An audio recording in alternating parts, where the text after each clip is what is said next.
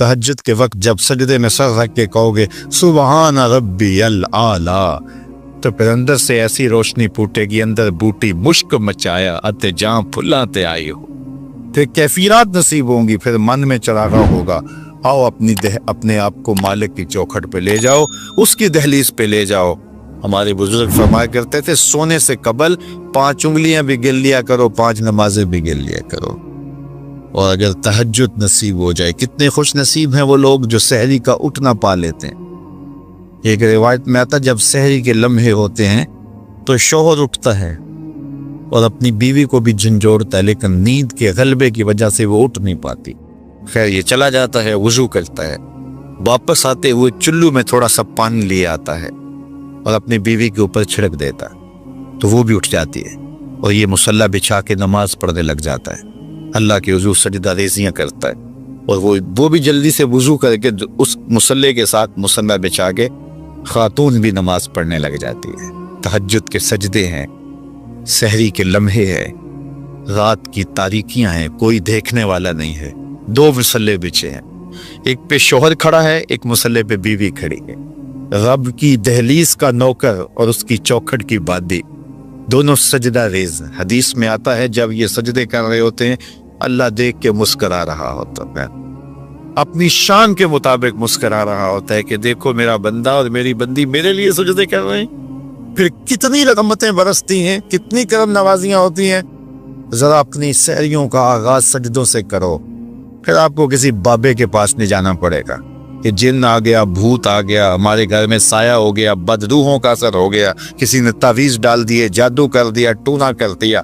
तहज्जुद के सजदों से अपने मुसल्लों को आबाद तो करके देखो, तुम्हारे घर पे छम छम रहमतों का नज़ूल होगा, करब नवाजियां उतरेंगी तुम्हारे घर के अंदर, नवार बरसेंगे। आओ उसकी चौखट पे आओ, उसकी करम नवाजियों के रंग देखो कि वो कितने करम नवाजियां करता है। फिर रिज़्क़ के दरवाजे भी खुलेंगे तुम्हारे लिए, रहमतों के दरवाजे भी खुलेंगे, सुकून और तमानियत के दरवाजे भी खुलेंगे, अंदर से रोशनी फूटेगी। तो कहा हर जान ये देखे उसने आने वाले कल के लिए आगे क्या भेजा है। फिर कहा वत्तकुल्लाह, और अल्लाह से डर जाओ। फिर दोबारा वही तलकीन ही। फिर इरशाद फरमा इन्नल्लाह खबीरुम बिमा तामलून, जो तुम करते हो तुम्हारा रब उससे बाखबर है, तुम उसकी निगाहों से पोशीदा नहीं हो। आज कहीं लिखा होता है ना खबरदार कैमरे की आंख देख रही है, तो लोग सीधे होकर बैठ जाते हैं। कैमरे की आंख देख रही है, कैमरे की तो लाइट भी बंद हो सकती है, उसका सिस्टम खराब भी हो सकता है, लेकिन जो रब के कैमरे लगे हैं वो सिस्टम कभी खराब नहीं होता। कैमरे की एक रेंज है, उससे आगे नहीं देख पाता, लेकिन मालिक की शान के अरा ज़बीबन नमलतिस सौदा, काली रात के अंधेरे में, काले पहाड़ों के सिलसिले में, गहरी गार के अंदर चींटियों के अमीक सुराख में जब चींटी चलती है तो उसके नन्हे महीन कदमों से सीना संग के ऊपर जो वहमी और गमानी लकीर बनती है, तुम्हारा रब उसको यूं देखता है जिस तरह दीवारें चीन को देखता है। उसकी नजरों से क्या हमारी खलवतें पोशीदा हैं, हमारे आमाल पोशीदा हैं, क्या उसकी नजरों से हमारे ख्याल पोशीदा हैं। दरवाजा मुकफ्फल करके अगर हम गुनाह करेंगे तो क्या मालिक से पोशीदा होंगे? लोगों से तो पोशीदा है, लेकिन मालिक से पोशीदा नहीं है। ये यकीदा जम जाए तो बंद कोठरी में भी जुर्म नहीं हो सकता।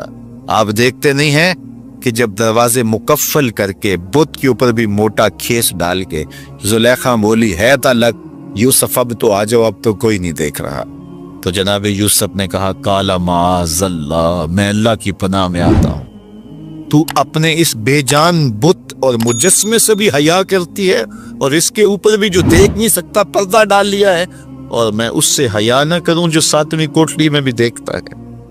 फिर इतनी रोशनियां बरसती हैं कि गुनाह का तसव्वुर भी मुहाल होता है, और यूसुफ भागते हैं तो अल्लाह दरवाजे को शादा करता चला जाता है। तो आओ तो इस चौखट पे, तो वो तो बंद कमरों के माहौल देखता है, उससे तो कोई चीज कोशीदा नहीं है। ये यकीन उतर जाए, रूह में जम जाए, तो फिर जिंदगी सवर जाती है। और मैं आपको एक और बात अर्ज करना चाहता हूँ कि बतौर सुन्नी आप तो ये भी अकीदा रखते हैं कि रसूल करीम की निगाहों से कुछ पोशीदा नहीं है, तो क्या ये अकीदा 3 घंटे के मुनाजरे के लिए रखा हुआ है कि अमल पे भी इसका कोई असर है?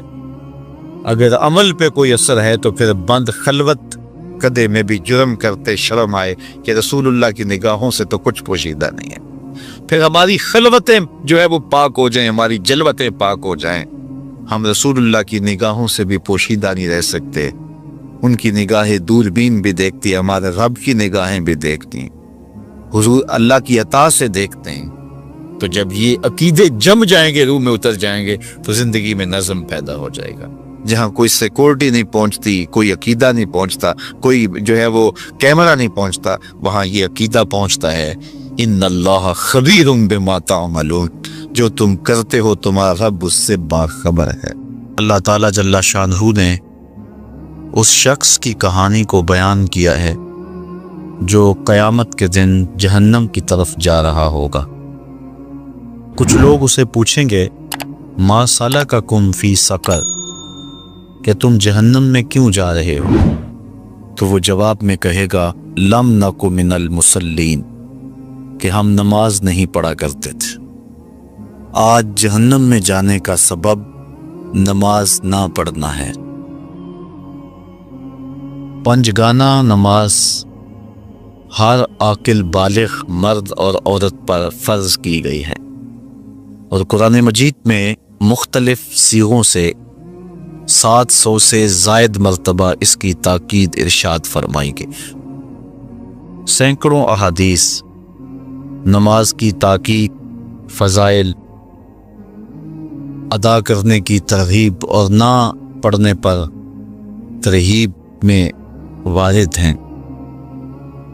اگر کوئی شخص نماز کا انکار کرتا ہے تو وہ دائرہ اسلام سے خارج ہے، لیکن اگر کوئی سستی کی وجہ سے نماز نہیں پڑھتا، صرف سستی کی وجہ سے نہیں پڑھتا، اللہ کا حکم جانتا ہے، اس کو کہا جائے آؤ نماز کو، تو وہ آگے سے مذاق نہیں کرتا یا نماز کا تمسخر یا استحقار نہیں کرتا، بلکہ بس اپنی سستی کی وجہ سے مسجد میں نہیں آتا۔ جو نماز کو ہلکا جانے، خفیف جانے، وہ بھی دائرہ اسلام سے خارج ہے اور کافر ہے۔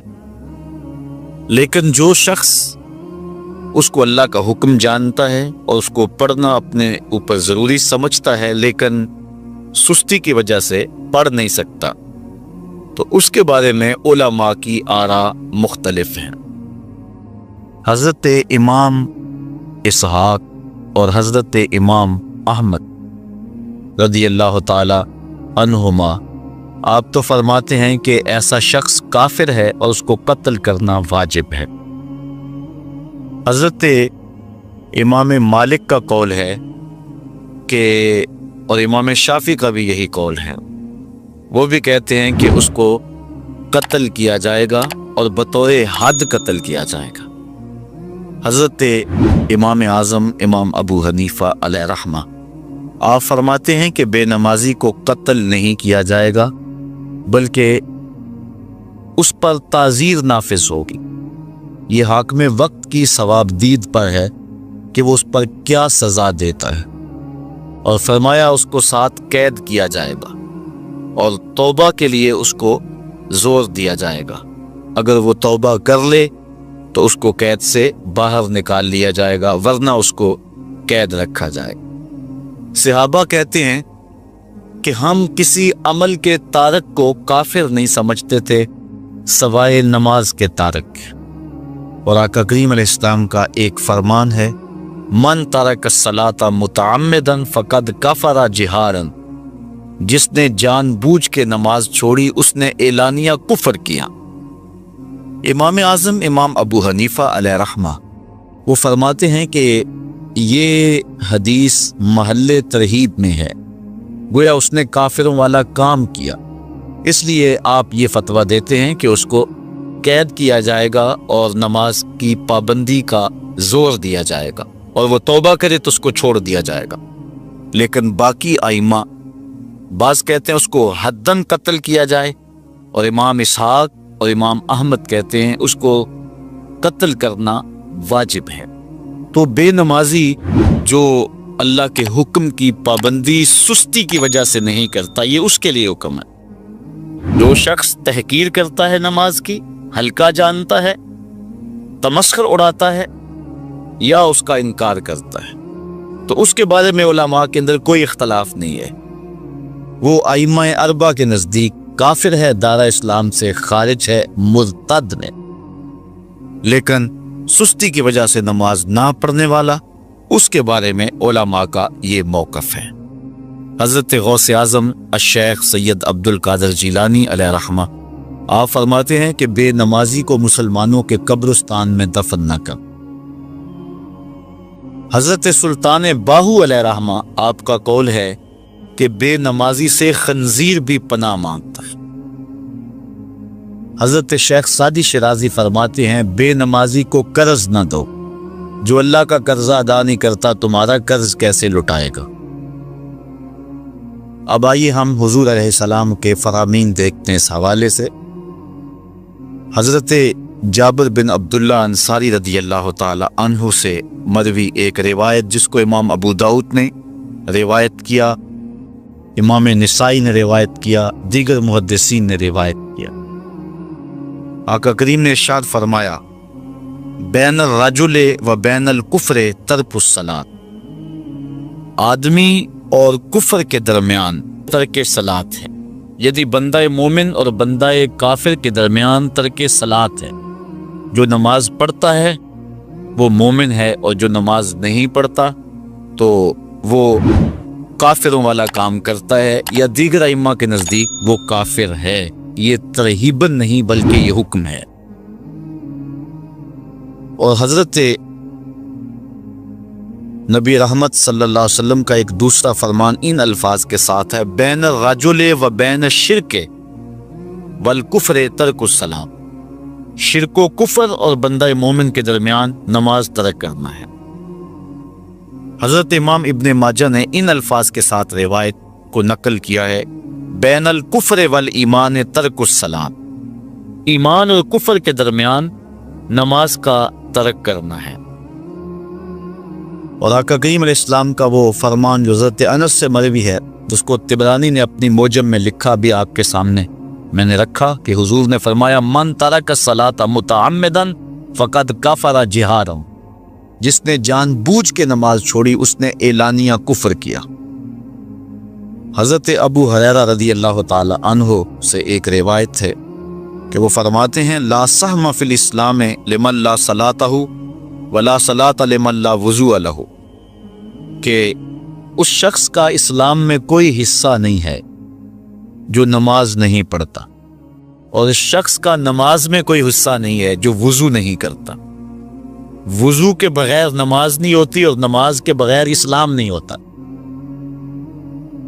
اور اسی روایت کو بالفاظ دیگر حضرت عبداللہ ابن عمر رضی اللہ تعالی عنہ نے حضور سے یوں روایت کیا ہے، طبرانی نے اپنی موجم میں اس کو لکھا لا ایمان لمن لا امانتہ ولا صلاۃ لمن لا طہور لہ ولا دین لمن لا صلاۃ لہ۔ حضور فرمایا کہ اس شخص کا ایمان نہیں جس میں امانت نہیں، اور اس شخص کی نماز نہیں جس کو پاکیزگی حاصل نہیں، اور اس شخص کا دین نہیں جس کو نماز نصیب نہیں۔ حضرت امام ابن ماجہ نے اس روایت کو اپنے الفاظ کے ساتھ روایت کیا ہے۔ حضرت بریدہ رضی اللہ تعالیٰ عنہ اپنے باپ سے روایت کرتے ہیں اور وہ حضور سے روایت کرتے ہیں۔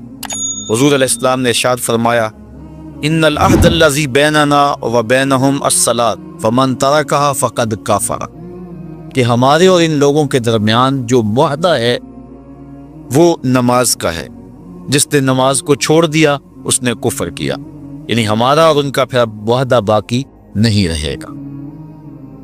حضرت امام بخاری نے روایت نقل کی ہے، حضور نے ارشاد فرمایا من ترک الصلاۃ العصر فقد حبط اعمالہ، جس نے عصر کی نماز چھوڑی اللہ اس کے سارے عمل برباد کر دیتا۔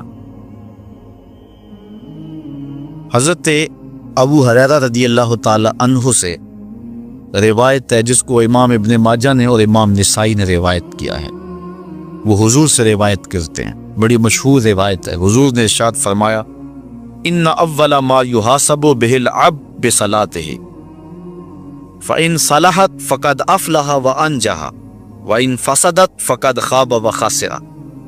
فرمایا قیامت کے دن بندے سے سب سے پہلا حساب نماز کا لیا جائے گا۔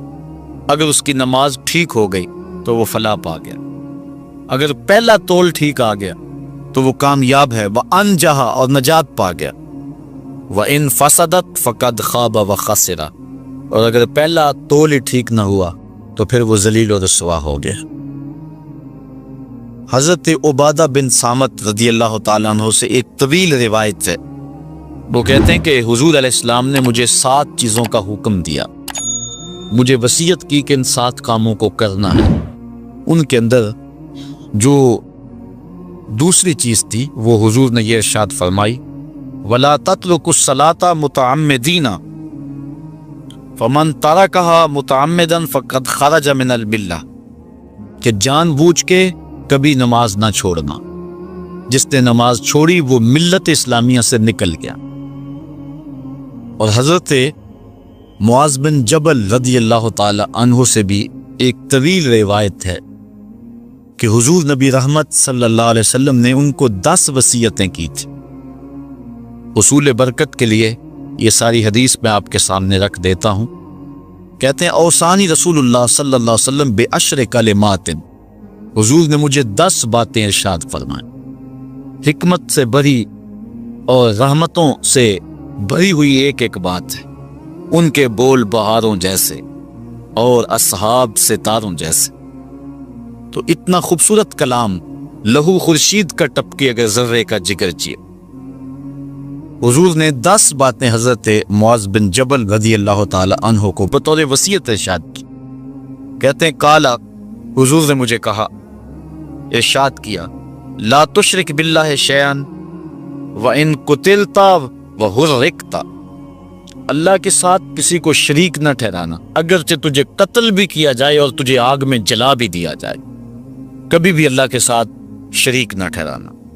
دوسری بات حضور نے مجھے یہ ارشاد فرمائی، وَلَا تَعْصِ وَالِدَيْكَ وَإِنْ أَمَرَاكَ أَن تَخْرُجَ مِنْ أَهْلِكَ وَمَالِكَ، کہ اپنے والدین کی کبھی نافرمانی نہ کرنا، اگرچہ تجھے حکم دیں کہ اپنے مال کو اور اپنے بچوں کو لے کے گھر سے نکل جا، تو کہا یہ کر لینا، نکل جانا، لیکن والدین کی نافرمانی نہ کرنا۔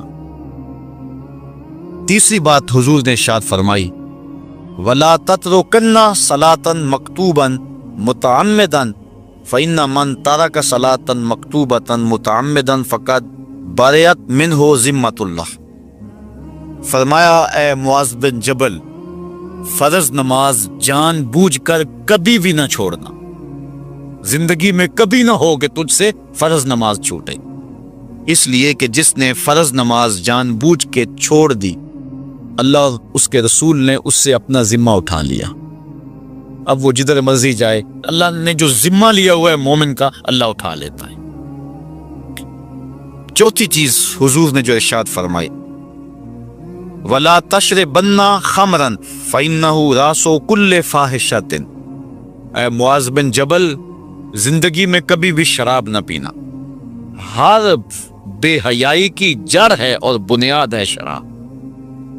پانچویں چیز کہتے ہیں حضور نے جو مجھے ارشاد فرمائی وہ یہ تھی، وَإِيَّاكَ وَالْمَعْصِيَةَ فَإِنَّ بِالْمَعْصِيَةِ حَلَّ سَخَطُ اللَّهِ، کہا کبھی اللہ کی نافرمانی نہ کرنا، اللہ کی نافرمانی سے اللہ کی ناراضگی مول لینے والی بات ہے، اللہ تعالیٰ کی معصیت سے اس کی ناراضگی جائز ہو جاتی ہے، حلال ہو جاتی ہے۔ اور چھٹی چیز کہتے ہیں حضور نے یوں ارشاد فرمائی، وَإِيَّاكَ وَالْفِرَارَ مِنَ الزَّحْفِ وَإِنْ هَلَكَ النَّاسِ، کہا جب محاذ پہ ڈٹا ہونا تو کبھی پیٹھ نہ پھیرنا، اگرچہ لاشیں جو ہیں وہ گر رہی ہوں اور لوگ ہلاک ہو رہے ہوں، سارے لشکر کے ہلاک ہو جانے کا ڈر بھی ہو، لیکن کہا معاذ بن جبل میں تمہیں وصیت کرتا ہوں کبھی پیٹ پھیر کے بھاگنا نہیں ہے۔ حضور نے کہتے ہیں مجھے جو 7ویں چیز ارشاد فرمائی وہ یہ تھی، وَإِنْ أَصَابَ النَّاسَ مَوْتٌ فَاصْبُتْ، اگر تو کسی ایسے علاقے میں رہتا ہو جہاں موت آ جائے، کوئی بیماری آ جائے موت والی، تو علاقہ چھوڑ کے بھاگنا نہ، وہیں رہنا، تیری قسمت میں زندگی ہوئی تجھے کوئی موت دے نہیں سکتا۔ اور اگر موت تیرے لیے لکھی گئی ہے تو جہاں مرضی چلا جائے تو موت سے بچ نہیں سکتا، اس لیے ایسے مقام سے بھاگ کر نہ جانا، وہیں ڈٹے رہنا اور وہیں رکے رہنا۔ 8ویں چیز کہتے ہیں حضور نے مجھے ارشاد فرمائی، وَأَنفِقْ عَلَىٰ أَهْلِكَ مِن طَوْلِكَ، کہا اللہ نے تجھے جو وسعت دی ہے، تجھے جو مال دیا ہے، اس کو اپنی اولاد پر کھل کے خرچ کرنا، اپنی اولاد سے بخل نہ کرنا، اولاد کے معاملے کے اندر جہاں ان کی ضرورت ہو اس کو کھل کے پورا کرنا ہے۔ اور حضور نے 9ویں بات جو ارشاد فرمائی وہ یہ تھی، وَلَا تَرْفَعْ عَنْهُمْ عَصَاكَ أَدَبًا، اپنی اولاد کو ادب سکھانے کے لیے ڈنڈا نہ چھوڑنا، عصا ہمیشہ لٹکا کے رکھنا، کوڑا باندھ کے رکھنا۔ اور 10ویں چیز کہتے ہیں حضور نے جو مجھے ارشاد فرمائی، وَأَخْفِهِمْ فِي اللَّهِ، اپنی اولاد کے دل میں اللہ کا خوف ڈالتے رہنا، اللہ کا ڈر پیدا کرنا اپنی اولاد کے اندر۔ تو نے اپنی اولاد کو یونیورسٹی اور کالجوں تک پہنچایا، بیرون ملک سے بھی تعلیم دلوائی، لیکن اللہ کا خوف نہ سکھایا۔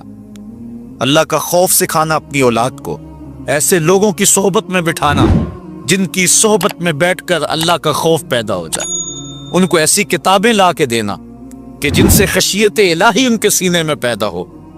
اگر تو نے سب کچھ دے دیا، عالی نسب بنگلے دے دی اپنی اولاد کو، تو نے جو ہے وہ بہت اچھی تعلیم دلوا دی اپنی اولاد کو، دنیاوی سوسائٹی کے اندر ان کا وقار بہت بلند ہو گیا، تو نے سب کچھ دے دیا اپنی اولاد کو، اللہ کا خوف نہیں دیا تو کچھ بھی نہیں دیا۔ تو حضور نے جو 10ویں وصیت حضرت معاذ بن جبل کو کی وہ یہ ہے کہ انہیں اللہ سے ڈراتے رہنا، اللہ تعالیٰ کا خوف، ان کی خشیت ان کے سینے میں پیدا کرنا۔ اللہ اکبر۔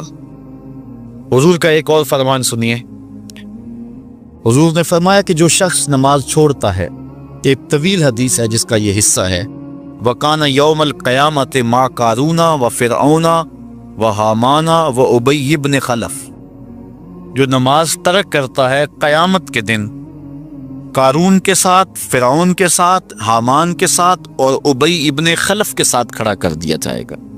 جس صف میں اللہ کے دشمن کھڑے ہوئے ہوں گے، بے نوازی کو بھی اس صف میں کھڑا کر دیا جائے گا۔ کتنی رسوائی، کتنی ذلت ہے۔ کوئی بندہ یہ گوارا کرتا ہے کہ مجھے اس صف میں کھڑا کر دیا جائے جس پہ دشمنان خدا کھڑے، دشمنان رسول کھڑے ہو؟ میری کوئی بہن، میری کوئی بیٹی کیا یہ گوارا کر سکتی ہے کہ اس کو حضور پہ کانٹے پھینکنے والی ام جبیل کے ساتھ کھڑا کر دیا جائے، اس کو حضور کو اذیت دینے والی عورتوں کے ساتھ کھڑا کر دیا جائے؟ نہ میری کوئی بہن اور نہ کوئی میری ماں اس بات کو گوارا کرتی۔ تو جب ہم یہ گوارا نہیں کرتے تو پھر ہمیں عزم کرنا چاہیے کہ آج کے بعد نماز نہیں چھوڑنی۔ تو آئیے میں اور آپ اپنی زندگی کو ایک نظم میں لائیں۔